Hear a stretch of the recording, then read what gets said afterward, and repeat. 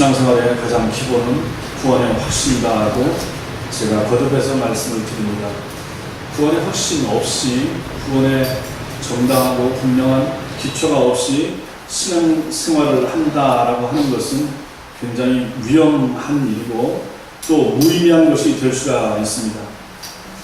구원파나 그 아류 이단이 도전하는 것들 중에 뭐가 있냐면, 당신이 언제 구원받았습니까? 그날 정확히 아십니까? 라고 질문하면서 접근하는 것입니다.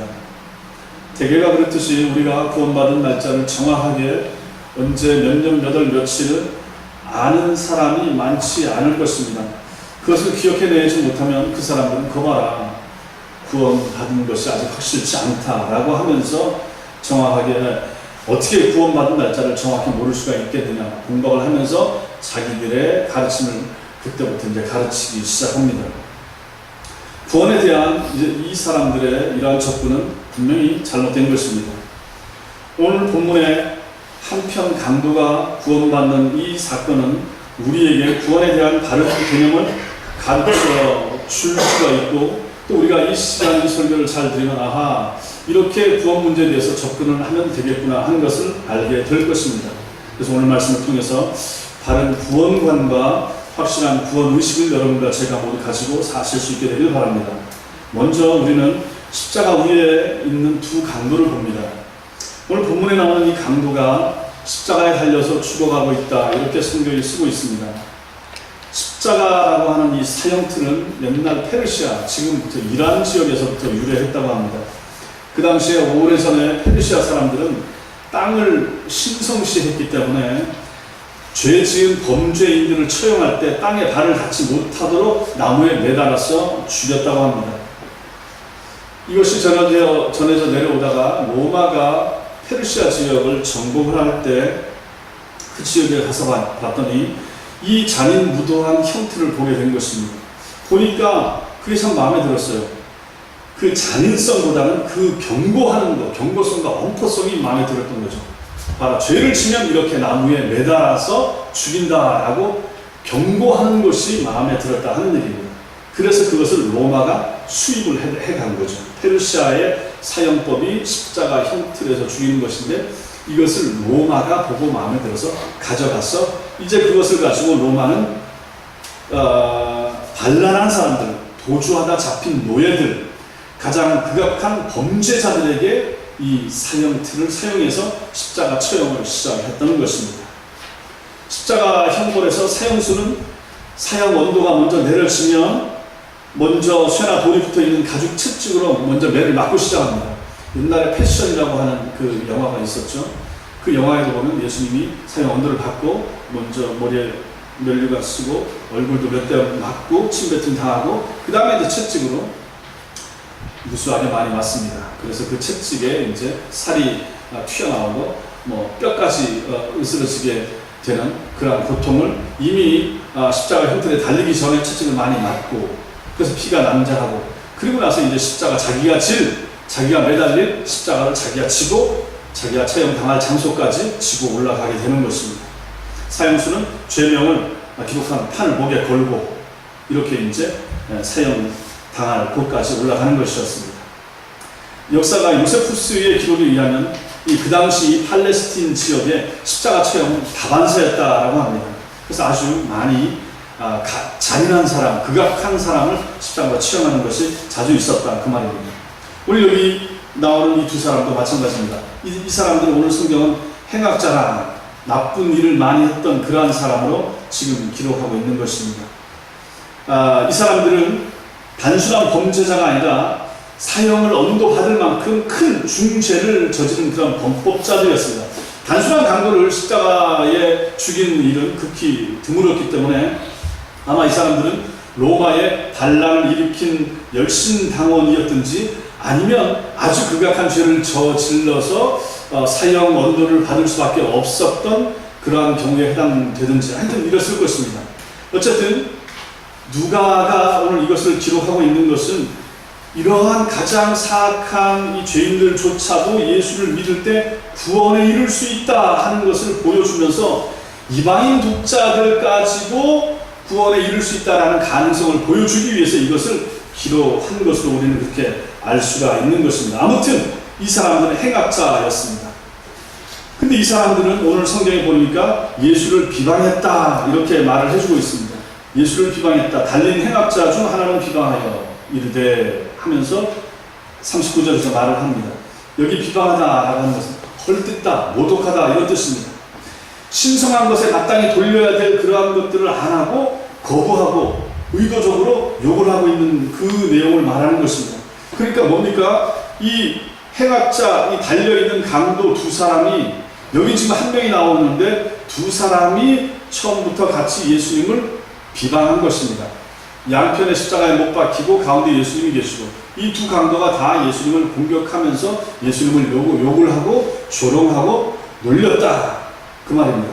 이 강도가 예수님께 대해서 너와 우리를 구원하라 39절에서 이렇게 말하고 있습니다. 이건 뭡니까? 구원하라가 명령형으로 쓰이고 있습니다. 양편에 달려있으면서 예수님을 향해서 야 네가 그렇게 잘났어? 그럼 너와 우리를 한번 구원해봐 하고 지금 놀리고 있다 그 말입니다. 구원을 간구하는 것이 아니라 조롱하면서 예수님을 놀리고 있는 것이죠. 네가 다른 사람도 많이 고쳤다며 다른 사람도 살렸다며 근데 이젠 네가 죽느냐? 네가 너 스스로 한번 구원해봐라. 네가 메시아라며 네가 예수라며 뭐 그렇게 놀렸을 수 있습니다. 양편에 있는 두 강도가 예수님을 향해서 그렇게 놀리고 있다. 이것이 또 구원하라라고 하는 말이 헬라어에 보면 미완료형으로 되어 있습니다. 한 번만 이렇게 한 것이 아니고 반복해서 계속해서 이렇게 예수님을 놀리고 있다. 자기들도 십자가에 못 박혀서 양쪽에서 죽어가면서 고통스러울 텐데 가운데 있는 예수님을 향해서 이렇게 놀리면서 조롱하고 있다 하는 얘기입니다. 우리는 여기서 죄의 삭은 사망이라고 하는 사실을 보게 되는 것입니다.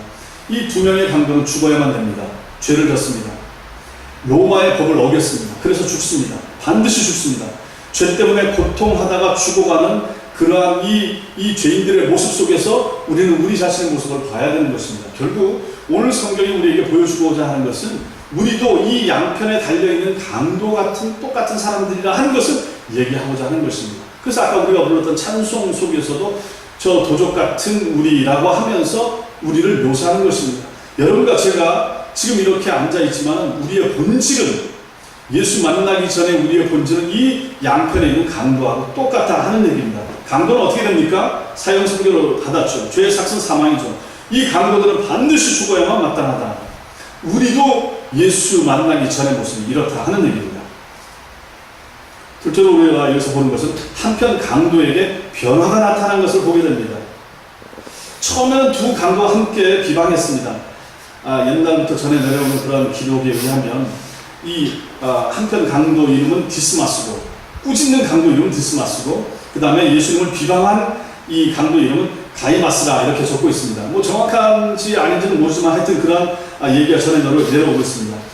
이 성경 내용과 똑같은 마태와 마가복음은 양편 강도 모두가 예수님을 욕한 것으로 기록하고 있습니다. 그러면 처음에는 똑같이 두 강도가 예수님을 욕했습니다.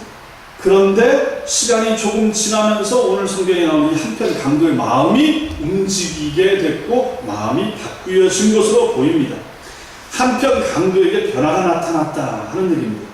그럼 어떤 변화가 나타났는가? 40절 같이 한번 읽겠습니다. 시작.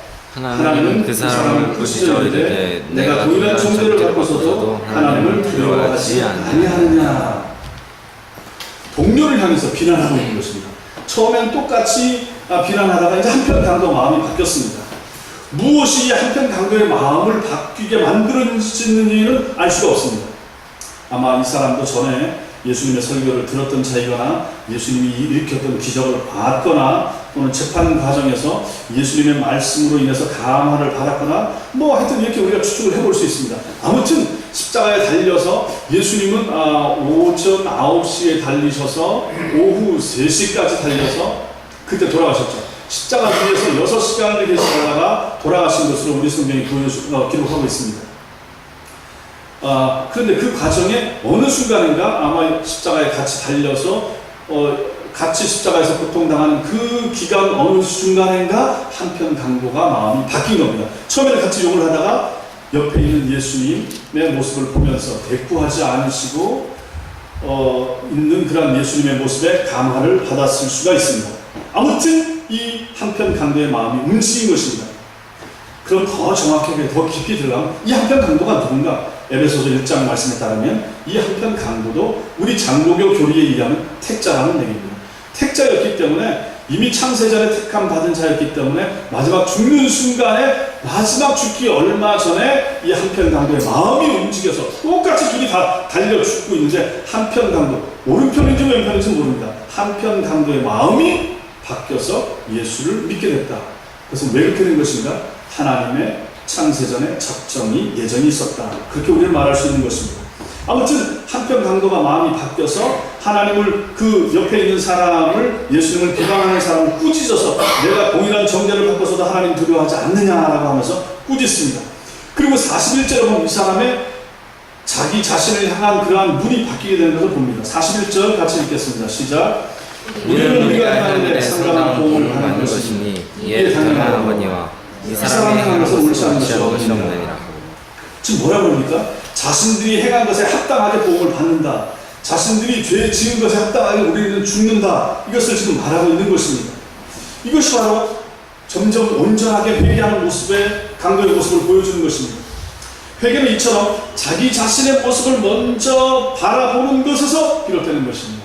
자기 자신을 보는 것입니다. 이게 회개의 기초입니다. 기본입니다. 정말로 여러분과 제가 하나님을 바르게 만나게 되면 가장 먼저 하게 되는 것이 무엇인가? 내 자신의 모습을 보는 것입니다. 그 전에는 우리가 하나님을 알고 예수님을 만나기 전에는 뭡니까? 내 자신의 모습을 바라보면 세상적으로 죄 안 짓고 깨끗하게 살았다라고 그렇게 생각할 수가 있습니다. 내가 뭐 조그만 뭐 이런 모습들이 있어도 그래도 내가 이만하면 잘 살고 있다. 혹은 또 어떤 사람들은 말하기를 저 사람은 겁 없이도 산다. 뭐 그렇게 착한 사람들 이 세상에 충분히 있을 수 있습니다. 또 그렇게 살다가 간 사람들 많습니다.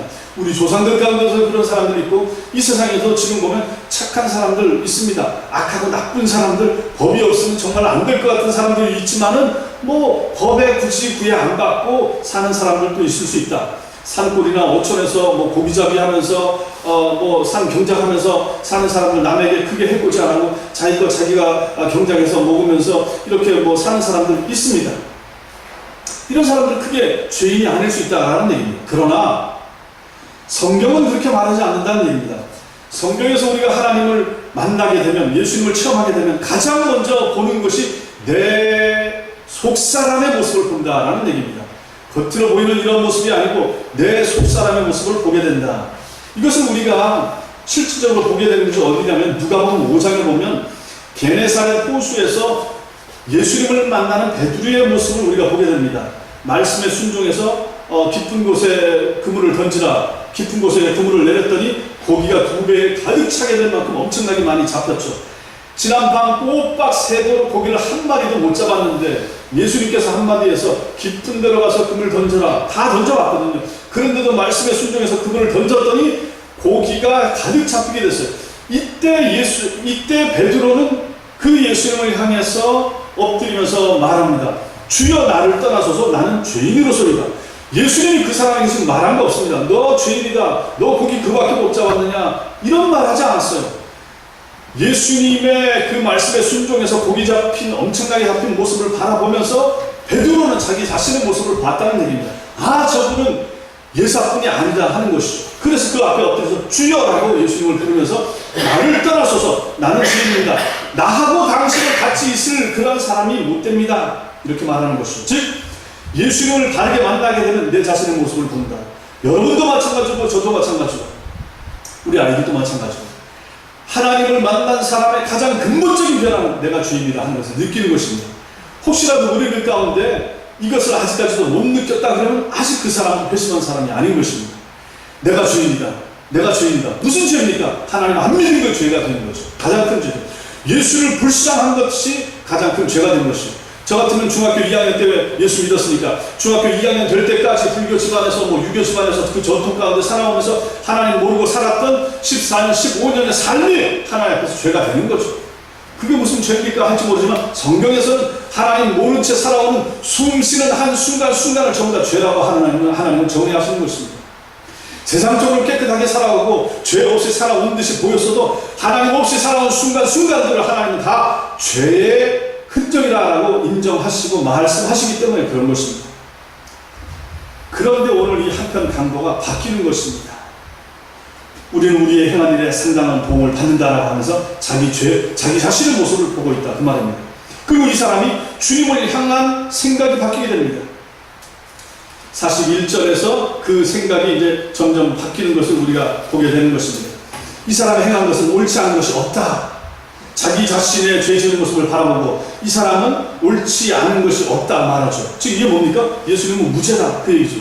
이거 참 어떻게 생각하면 웃기는 거 아닙니까? 십자가에 죄가 있다고 해서 달려 돌아가고 죽어가고 있는 예수님을 향해서 양편에 있는 죄 지은 그 강도가 이 사람은 행한 것 중에 옳지 않은 것이 없다라고 말하는 거죠. 마지막으로 죽어가는 죄인의 입을 통해서 다시 한번 우리 주님의 죄 없으심이 다시 한번 증거되고 있는 것입니다. 예수를 제대로 만나게 되면 예수님을 바르게 인정하고 바르게 고백하게 되는 것입니다. 물론 여기 있는 이 한편 강도의 이러한 고백은 많이 부족합니다. 많이 부족하지만 그럼에도 불구하고 구원받기에는 충분한 그러한 고백이 되고 있는 것입니다. 자기 자신의 죄된 모습을 발견하고 예수님은 죄 없으신 분이시다 라고 말하고 있다 하는 얘기입니다. 그리고 예수님에 대한 생각도 지금 바뀌고 있는 것을 42절에서 보게 됩니다. 42절 같이 읽겠습니다. 시작. 이르되 예수여 당신의 나라에 임하실 때 나를 생각하옵소서. 예수의 당신의 나라에 임하실 때 나를 기억하소서, 나를 생각하소서. 여기서 중요한 게 뭡니까? 예수 이름을 합니다. 예수라고 하는 이름의 의미가 뭡니까? 예수는 구원자입니다. 구원자. 자기 백성을 저희 죄에서 구원할 자가 바로 예수입니다. 그래서 예수라고 불렀다고 하는 것은 나는 구원자가 필요합니다 하고 말하는 것이나 똑같다라는 것입니다. 이 죄인 한편 강도가 예수님의 이름을 그렇게 불렀다. 한편 강도가 그것을 고백하고 있는 것입니다. 나는 예수 당신이 필요합니다. 나는 당신의 구원하심이 구원의 은혜가 필요합니다. 그것을 지금 말하고 있는 것입니다. 그것이 예수 이름을 부르는 것입니다. 그리고 그 다음에 뭐가 나옵니까? 당신의 나라에 임하실 때에 당신의 나라를 지금 또 말합니다. 당신의 나라라는 건 뭡니까? 아하, 죽음 이후에 당신의 나라가 있음을 믿습니다 라고 하는 게 되는 거죠. 그럼 이게 또 뭘 말하게 되는 것입니까? 나는 여기서 죽는데 이걸로 끝나는 것이 아닙니다 하는 것을 지금 이 사람이 고백하는 것입니다. 즉 육체는 지금 십자가 위에서 달려서 나는 지금 죽어가지만 오늘 조금 있으면 죽겠지만 내 영혼은 살아있을 것을 나는 압니다 하는 것이나 똑같은 것이 되는 것입니다. 그래서 예수여 부르고 당신의 나라 임할 때 당신의 나라가 임할 텐데 그 나라에 있는 걸 내가 믿습니다. 그때 나를 기억해 주옵소서. 내 영혼을 기억해 주옵소서. 내 영혼은 오늘 이 시간 육체가 죽고 나면 내 영혼은 어딘가에 있을 텐데 그때 나를 생각해 주옵소서 하고 고백하는 것입니다. 이거 대단하지 않습니까? 이게 이 한편 강도가 탁월하고 뛰어났기 때문에 하는 것이 아니고 성령께서 역사하셔서 이 사람의 마음을 죽기 전에 지금 막 감동시켜서 움직이시는 거예요. 움직이시니까 이런 일이 나타나는 것입니다. 결국 한 사람이 회심하고 한 사람이 예수 믿고 한 사람이 돌아오는 것은 성령이 역사하셔야만 가능하다 하는 것을 여기서 다시 한번 확인하게 되는 것입니다. 아무리 여기다가 억지로 끌어다 앉혀놓고 5년, 10년 설교하고 가르친다고 해도 성령께서 역사하시면 안 된다는 얘기입니다. 한순간, 어느 한순간 여기 와서 앉았다 할지라도 그 시간에 성령께서 강력하게 역사하시면 그 사람은 회심하게 되는 것입니다. 7살짜리 아이에게도 성령이 역사하시면 그 아이가 회심합니다. 대학 교수랄지라도 하나님의 말씀 앞에 그 사람이 성령이 역사 안 하시면 회심하지 않고 받아들이지 못하게 된다 하는 얘기입니다. 그런 걸 보면 기독교는 성령이 역사하시는 그러한 존재다 하는 것을 보게 됩니다. 오늘 여기도 마찬가지입니다. 예수여 당신의 나라에 임하실 때 나를 기억하소서. 지금 못을 박혀서 지금 창에 찔려서 그 고통 당하면서 죽어가고 있는 한편 강도가 예수의 이름을 부르고 당신의 나라를 내가 믿습니다. 그 나라에 임하실 때 나를 기억하옵소서. 나를 생각하옵소서. 죽음 이후에 영혼의 존재에 대해서 이 사람이 인정하는 것입니다. 이 강도는 죽어가면서 자기 옆에 있는 예수의 모습 가운데 천국을 통치하시는 천국 주인의 모습을 보고 있는 것입니다. 무력하게 자기처럼 자기가 똑같이 무기력하게 죽어가고 있는 그 한편 예수의 모습 속에서 이 한편 강도는 그 예수를 통해서 이분은 천국의 주인이시다 하는 것을 보고 지금 고백하고 있는 것입니다. 그렇지 않겠습니까? 지금 이 강도에 있어서 무슨 소망이 있습니까? 무슨 희망이 있겠습니까? 로마의 판결을 받아서 지금 죽어가고 있습니다. 여기서 끝입니다. 더 이상 뭐 내려온다든지 사면이라든지 이런 거 없습니다. 끝장납니다. 이 강도에 있어서 유일한 희망은 옆에서 같이 신음하면서 죽어가고 계시는 예수님만이 희망이었던 것입니다. 그 예수님이 믿어지는 것입니다. 그래서 그 예수님 앞에 자기의 영혼을 지금 맡기고 있는 것입니다. 두 강도 중에서 이렇게 한편 강도만이 변화를 받았습니다. 이 강도는 이렇게 마지막 순간에라도 죽게도 돌아왔지만 정반대되는 삶을 사는 사람들도 있습니다. 예수님 옆에 있었던 가룟 유다가 그렇습니다. 바울과 함께 바울 옆에서 그렇게 바울의 가르침을 듣고 배웠던 데마라고 하는 사람도 마찬가지입니다. 이 사람이 세상을 사랑해서 떠나버렸습니다. 그 하나님의 은혜를 체험할 수 있는 좋은 기회를 가졌음에도 불구하고 그 기회를 살리지 못하고 결국은 떠나가는 사람도 있다는 얘기입니다.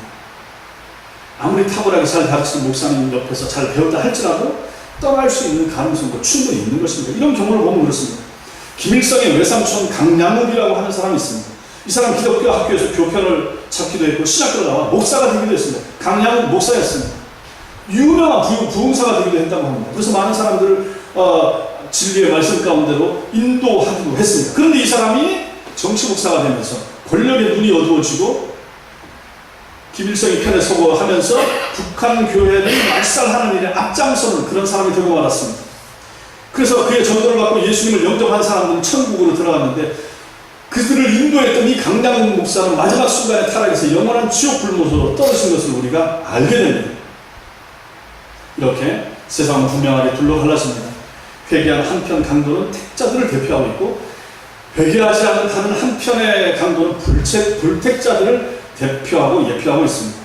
이것이 바로 하나님의 주권입니다. 하나님께 속한 일입니다.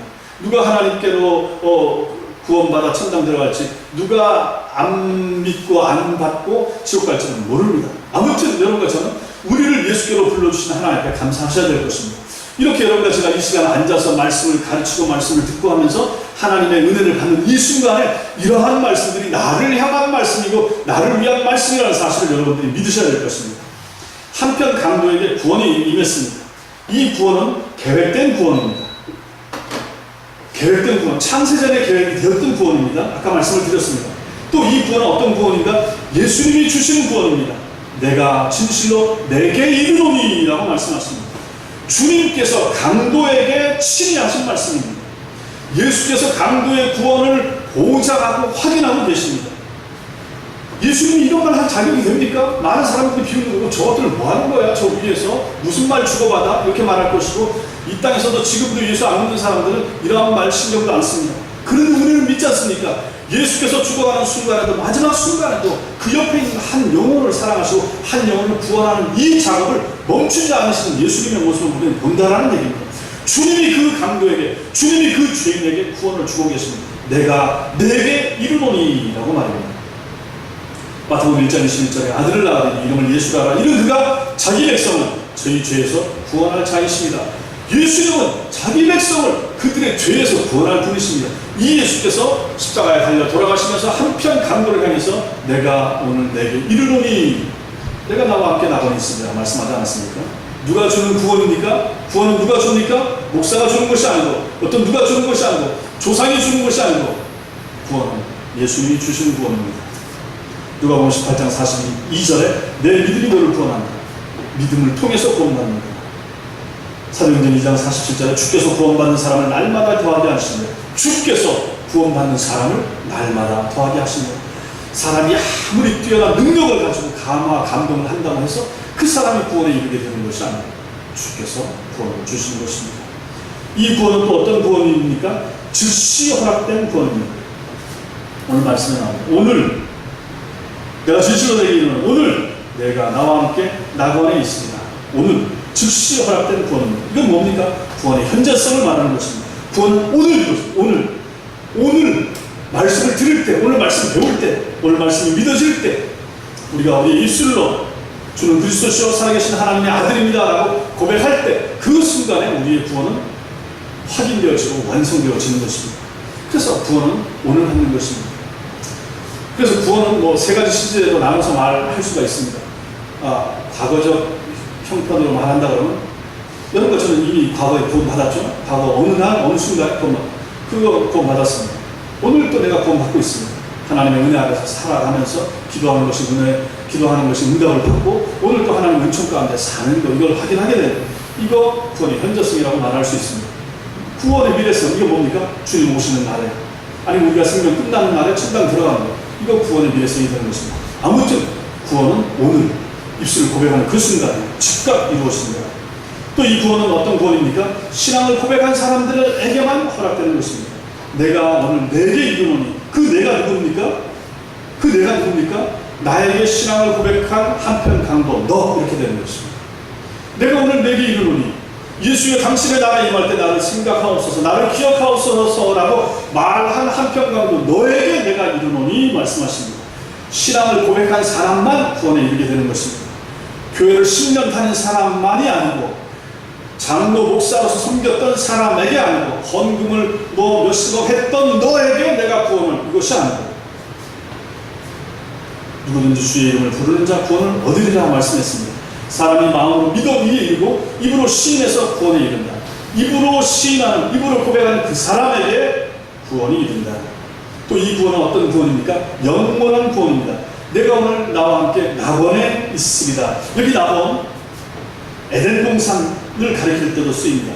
또 회복된 시온을 나타낼 때도 이 단어가 사용되는 것입니다. 더 정확하게, 더 궁극적으로 말하면 이 낙원은 천당을 말하는 것입니다. 내가 오늘 나와 함께 낙원에 있습니다. 그 한편 강도는 그 시간 죽는 순간, 그로부터 한 서너 시간 후에 목숨이 끊어졌을 거 아닙니까? 그때 곧 그 영혼이 하나님 나라 낙원에 들어간다라고 하는 얘기입니다. 영원한 구원을 말하는 것이죠. 육신이 이 땅에서 오래 살면 70년, 80년, 90년입니다. 그러나 영혼은 수명이 없는 거예요. 그래서 이게 중요하다는 얘기입니다. 영혼은 한계가 없고 수명이 없어요. 이것을 믿느냐 안 믿느냐가 중요한 것이 되는 것입니다. 사람들은 땅에 보이는 것만 생각합니다. 보이는 연수만 중요하게 생각합니다. 80년, 강건하면 오래 살면 100년까지 생각합니다. 그러나 그것은 육체입니다. 육체의 나이가 그렇다라는 얘기입니다. 중요한 것은 영혼의 나이.